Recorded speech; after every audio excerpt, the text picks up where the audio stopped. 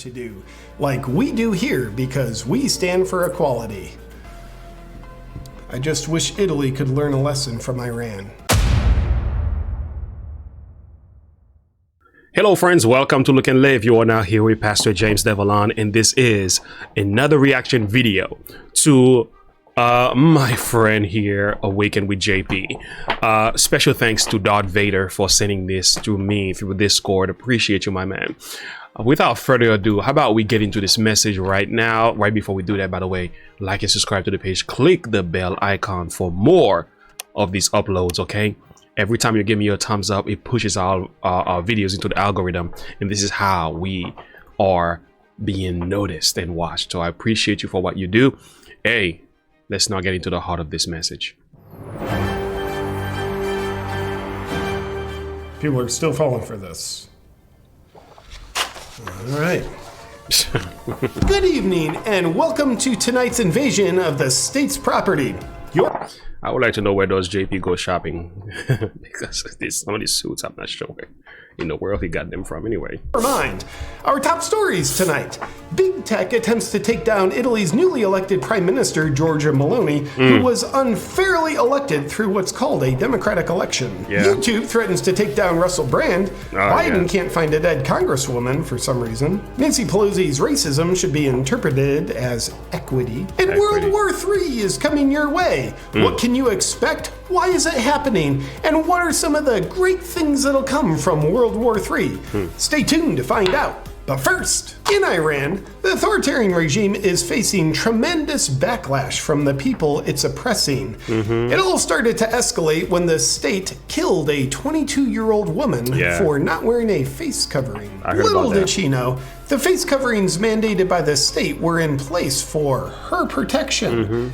But nonetheless, when she decided to remove it anyway, the state decided to protect her further by killing her for it. Wow. And then yeah, this is actually a religious move according to Islamic theology and everything. It's just, I mean, I still got my, you know, again, killing a woman because she took off a face mask, even if it is a religious violation.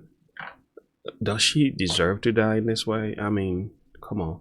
And how many more women actually went on to violate this? You know, this was, I think some of that, whatever happened to her has has created a whole liberation of women who are now saying enough is enough with that nonsense, you know. So it's something to watch. You know, aren't you glad that we are Christians? For those of you who believe, Jesus doesn't treat us that way, does he? Nah. The citizens decided to rise up through massive protests. The Iranian regime has since weaponized federal forces against citizens, shooting and killing dozens since the protests began. Nothing really funny about that. That's crazy. Didn't do any satire, as is. Iran's authoritarian regime has also been putting celebrities who speak out against the regime's policies into prison, along with at least 20 journalists. Luckily, I'm not one of those. The regime has justified the imprisonments by saying the celebrities' words pose a risk of inciting violence and riots. Sounds absolutely brutal, totalitarian, and unacceptable that they're doing that, doesn't it? For some in the West, this is the danger with state-run religion kind of stuff. Anything that is backing by the state. That's why it always bothers me whenever the state is getting involved into, you know, religious matters, like, you know, like same-sex marriage. That's religious. The state has no business in that. You know, abortion is still a religious move because it requires a level of morality to make that decision. It goes against the word. So it's like I'm very much against that. And I think when it comes to, you know, protecting our land as far as keeping the last 6 of the 10 commandments, where marriage and stealing and so on, by all means, the state should enforce that. But any form of forcing individuals to go against their own personal conscience is something that should not be done by the state, because it always creates this level of either persecution or retaliation from the masses. And I hope we learn from what's happening in Iraq here. Western Hemisphere, who have functioning hemispheres of their brains, they've been asking, what's the difference between what Iran's regime is doing and what Biden's regime is doing? Well, on the surface, it might look like the tactics of weaponizing federal agencies against political opposition and citizens who speak out against them in order to silence them, while justifying it by saying their words could incite violence and riots that the Biden administration is doing, is the same as what Iran's totalitarian regime is doing. That was a mouthful, JP. That was a mouthful. But I'm following you. I know exactly what you're doing. Let JP continue. And that's because it is the same. But the difference in that sameness is that Iran's regime is already taking the steps of weaponizing the military against their citizens by shooting and killing them, which is several inches ahead of what the Biden administration is currently doing. So you can take solace by believing that could never happen here while we inch our way there. And if we allow ourselves to slowly arrive there, you'll have the peace of mind of acclimating along the way, which will help you just go along with it while you have an obedient smile on your face. So there's really nothing to worry about. And in other news, Italy has a newly elected prime minister that the establishment doesn't control, Giorgia Meloni. So we in the media are excited that we get to turn back to the Trump page in our playbook. Therefore, she's a far-right fascist. Yeah, I've heard the news of them saying this about her. And when you hear this lady speak, and I did make a short video, I had it on my TikTok channel, on my TikTok page. This lady is all for family, all for God. She is just against the deep state. She just wants freedom, man. We're talking about democracy, giving the people back their voice. And they call her a fascist. I'm like, oh gosh. Feels nostalgic. I like it. Accordingly, in section 12, paragraph 2 of the same page in the playbook, big tech is to get involved in the takedown of said fascist. And that's just what YouTube has done. They've very non-fascistly taken down a video of Meloni from 2019 where she was... Oh, this is so political. YouTube has no business going back into your past videos. Because of your position now, they're going back into your past videos and removing it. That's just so dark. Speaking out against globalist elites. But unfortunately, YouTube couldn't take the heat in the kitchen from the backlash of all the people, so they backtracked and reinstated the video, saying they had taken the video down by mistake. Mistake? Yeah, okay. Okay. There's no such thing as a mistake. This was intentional. Please, YouTube. Stop playing with people's emotion. Just a happy accident. After all social media sites have banned the equally far-right Trump and took down countless videos from voices on the right, as well as banning countless creators on the right, we've yet to receive a single report of a leftist politician having even one video accidentally taken. There goes the double standard. You know, I'm telling you, I got 2 strikes in a month. 2 strikes. One more strike, my channel is out. I have about 60 days. I have to tiptoe, walk on eggshell for 60 days without a strike in order for me to get one of those strikes restored, right? What did I do wrong? I still don't even know. I still don't know. The videos that I got a strike for, I still has not been explained to me. They don't owe you an explanation. They don't care. They just strike your channel. Literally, like I've said to people, I'm walking by faith. I'm uploading videos consistently. I'm doing what I'm doing. But at any moment now, YouTube can decide to strike me one more time, and that's the end of my channel. I just have to start all over again, you know, which that's not going to stop me. I'm still going to share my views. But the thing is, can somebody say hypocrisy? Taken down. But with meticulous algorithms and censorship protocols that are deliberately programmed, we understand how mistakes like Meloni's video being accidentally taken down can happen. But it gets better. Biden has suggested that Meloni being elected via a fair democratic election is a threat to democracy. That's apparently how his mind sees elections. Therefore, may we remind you that by the big tech powers vested in his crippled hands, you are not allowed to question elections. You say crippled because hands. The free speech that would allow you to do so is just as big of a threat to democracies as democratic elections are. And as Biden, big tech, and the media all have eyebrows raised about the far-right fascist Giorgia Meloni, here's what her political opponent had to say about her being a fascist who's threatening democracy. Okay. Personally, frankly speaking, I was against Giorgia Meloni. So I'm not the best friend, and we grew up together in politics, but we are, and will be rival always. At the same time, I think that is not a danger for Italian democracy. Oh, wow. She's my rival, I'm rival. We will continue to fight each other, but the ideas are now there is a risk of fascism in Italy is absolutely a fake news. She won election, particularly because populism a lot of times won in Italy. Obviously, he Oh my. There goes the truth. Here goes an opponent of Giorgia Meloni admitting that she is not a danger, she's not a fascist, it's nothing but fake news. And we are over here talking nonsense. A lot of times won in Italy. Obviously, he's spreading lies by accusing us of spreading lies about her. We wouldn't do that. No, of course not. If anyone had motive to lie about Meloni, it would be her political opponent. He would just want to make her look good, right? Yeah. Well, technically, based on who controls us, the very useful idiots, we would be her political opponent. But let's leave the deep state out of this. Of course. As the trusted media who you outsource your thinking to, we can tell you with absolute fact that a woman has no business being empowered to the point where she's elected to the highest office in her country. Unless she goes along with what the men around her tell her to do, like we do here because we stand for equality. I just wish Italy could learn a lesson from Iran.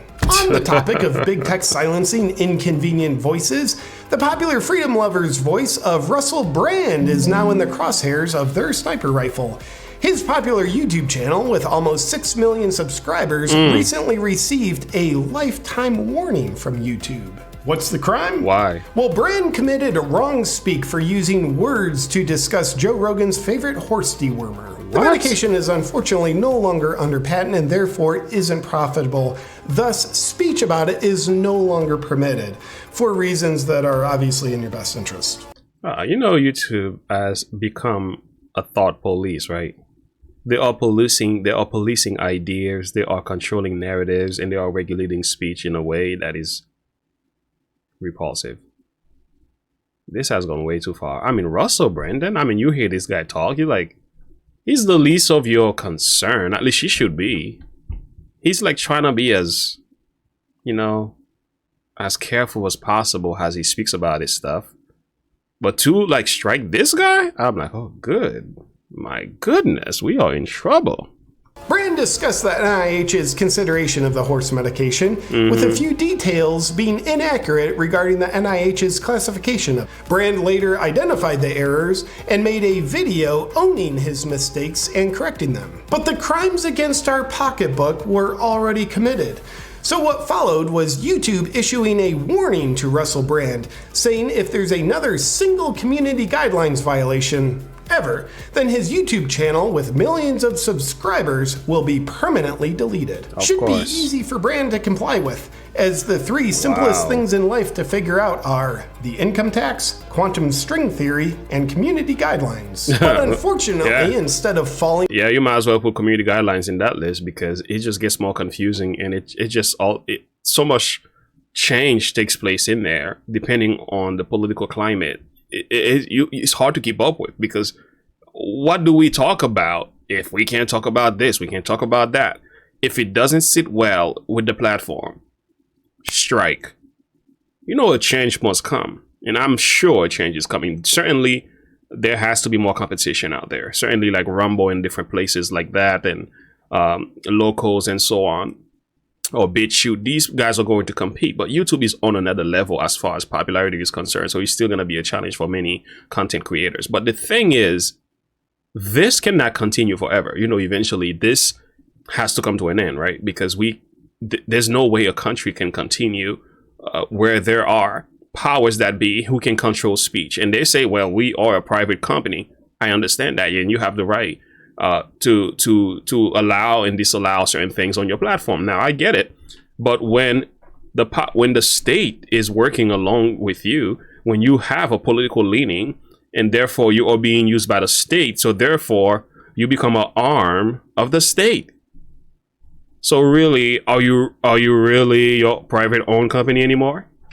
It makes you wonder, man. In line and apologizing for his existence. Just 1 week after YouTube's warning, Russell Brand launched his exclusive live stream news show, Stay Free, found exclusively on Rumble. Be sure not to check it out. That's good. Because both Brand and Rumble appear to stand for the right to have free speech and open discussion. Both principal factors that threaten our democracy, according to us. Of course. Now let's switch gears from the untrustworthy voices of the people to the trustworthy voices of our politicians. At a recent event, President Biden proudly called on dead Congresswoman Jackie Walorski, Republican from Indiana.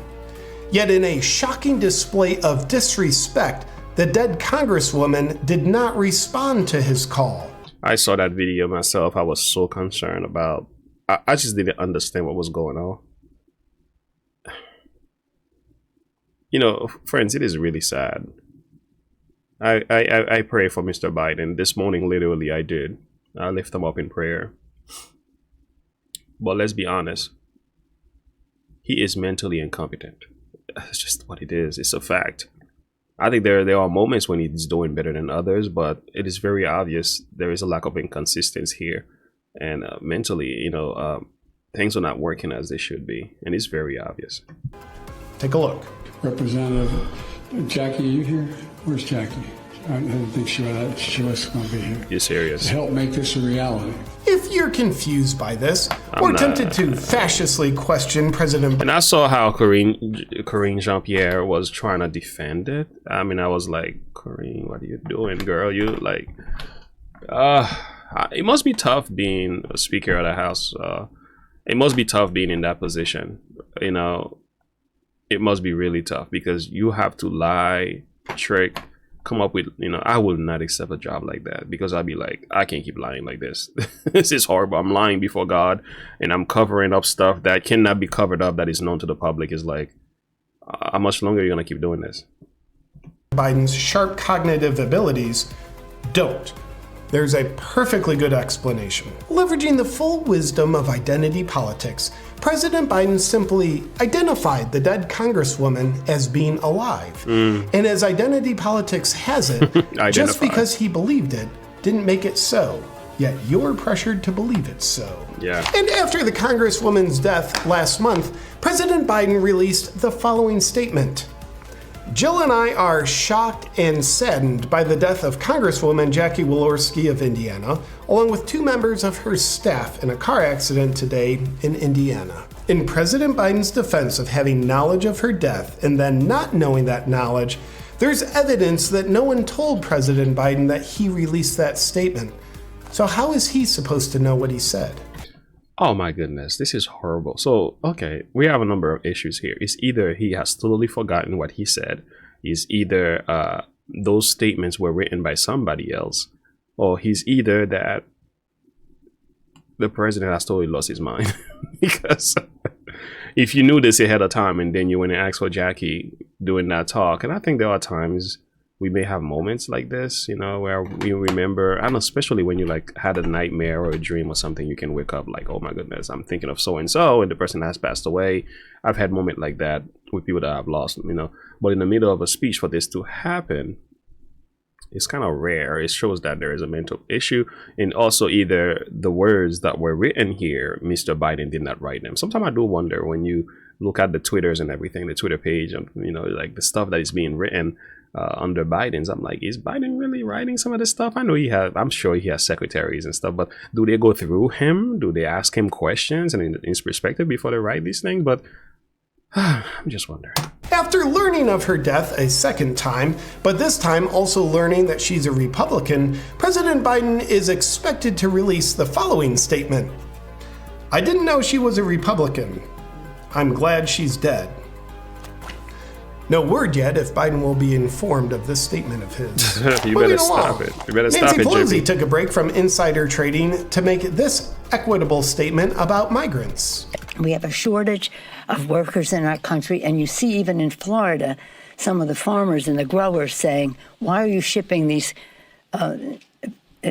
immigrants up north? We need them to pick the crops down here. Serious? And for those who say politicians are never honest, she kind of proved him wrong there. Oh, Gavin my Newsom, goodness. who looks to be positioning himself Could it be so? Was that the intent the whole time? Please comment below. That's disturbing. to run for dictator in 2024, recently got his hair gel all over a medical gag bill as he was signing it. The Assembly Bill 2098 that he signed into law will charge physicians and surgeons who challenge the consensus around with professional misconduct. This is good, because it's always in your best interest to have politicians treating your medical conditions rather than doctors. And the bill doesn't even make me curious about who's donating to his campaign for dictator. And in Arizona's gubernatorial race, Kari Lake's opponent, Katie Hobbs, is refusing to debate her. Yeah. Upon Hobbs's refusal, Kari Lake launched her Ask Me Anything tour. On the tour, she's making numerous stops around Arizona, saying she's interviewing for a job. Governor, and the people who are hiring her, the citizens, should be able to ask her anything. But her opponent Hobbs is facing criticism, being accused of running and hiding from voters because the weak and destructive policies that she stands for can't stand up to the scrutiny of questions. Of course not. But we're pretty confident Hobbs has no fear of facing anyone's questions. Take a look. Hey, Secretary of State Hobbs. I was just wondering, why aren't you debating Kari Lake? Okay, because I mean, the people want to hear. So we were just kind of wondering. Okay, well, you have a good. It's weird. How do you get the vote of the people of your state when you're taking this position? What are the reasons exactly? I don't know. And again, people can go with the assumption now. Is it because whatever policies you stand for, you're not ready to face them? Kari Lake is looking amazingly well, by the way. She's looking really, really good. Good day, but you know, have fun being 5 points behind. Well, aside from that. And finally, World War III is coming your way. World War III is the long-awaited sequel to World War II, and much like all sequels brought to you by the establishment nowadays, World War III promises to be more woke and more inclusive than any other war, as everyone will be included. There's nowhere to go, and these factors are sure to make World War III suck just as much as all their other sequels. That's crazy. But what's the newest imminent danger that threatens to start World War III?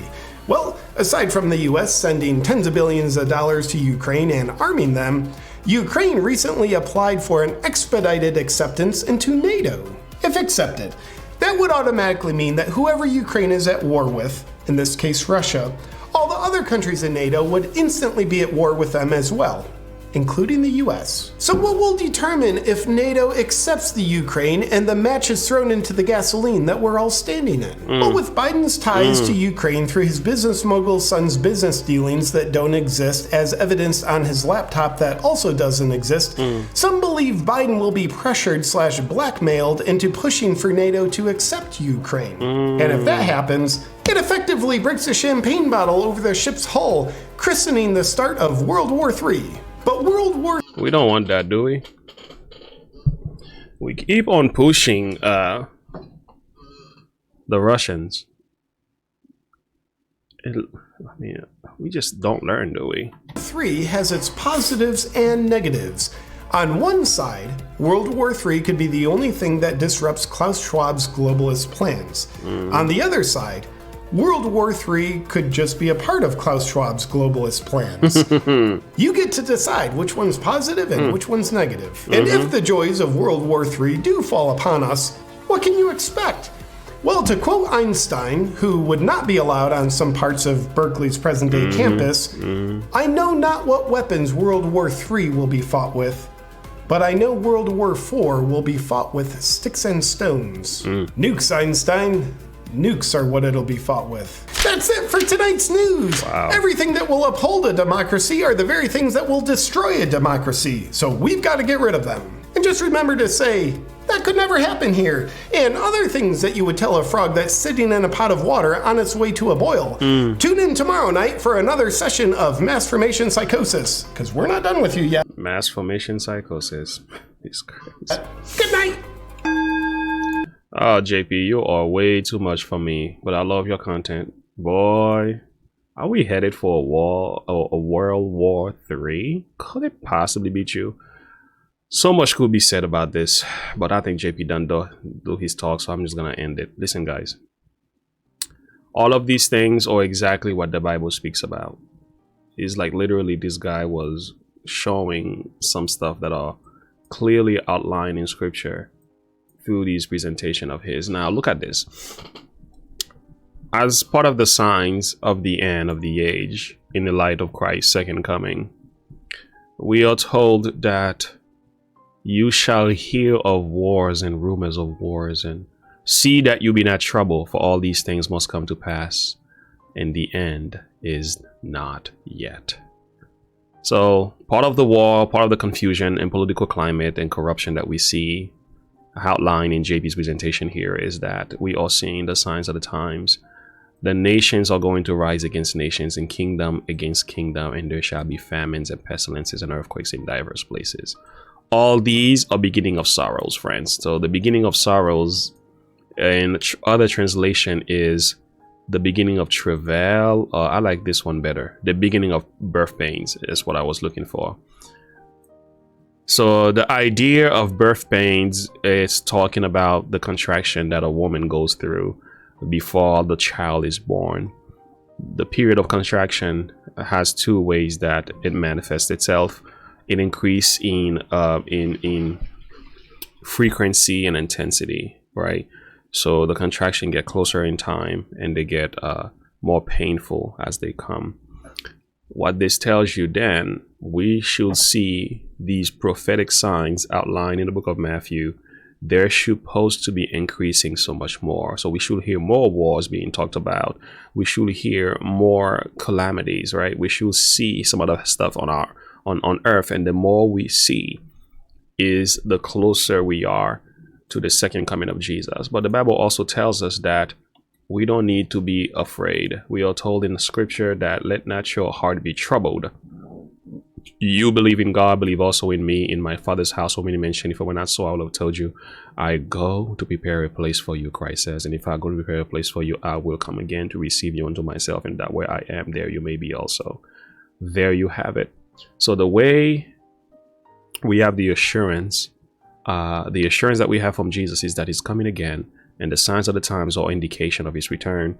And we are told that he is the way, the truth, and the life, and no man cometh to the Father but by me. So the solution is Christ in the heart, the hope of glory. Thank you so very much for checking this one out with me. Like and subscribe to the page. I don't mean to make this any longer than it needs to be. This was about 60 minutes video, but I was trying to keep my comments short, but you know, JP got me thinking. Until next time, and as always, once again, thank you so much, Darth Vader, for this one. Make sure you guys like and subscribe to the page. Click the bell icon for more. Until next time, remember to look unto Jesus and to live by faith. Have a good one.